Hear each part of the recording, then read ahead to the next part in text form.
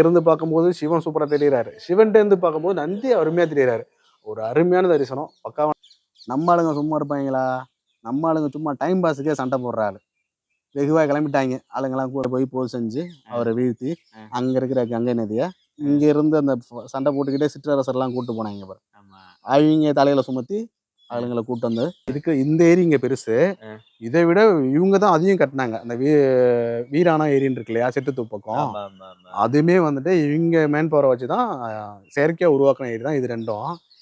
சண்டை போடுறாங்கன்னா எப்படியா இருந்தாலும் ஒரு மாதிரி வேற மாதிரி மைண்ட் உள்ள ரக்கடு பீப்புளா தான் இருப்பாங்க.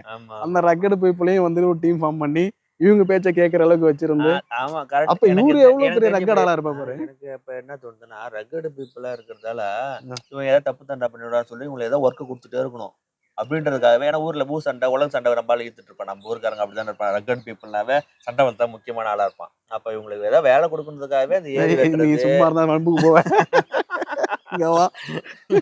ஏரியை விட்டு மண்ணை விட்டு இங்க சுத்தி கட்டடம்லாம் இருக்கு பாரு. ஆமா. இங்க இருக்கிற கட்டடம் மத்த இந்த கட்டடம் எல்லாத்தையும் டீமாலிஷ் பண்ணி பக்கத்துல கொள்ளிடம் ஆறு இருக்குல்ல, அங்க டேம் கட்ட பயன்படுத்தினாங்க அப்படின்னு சொல்றாங்க.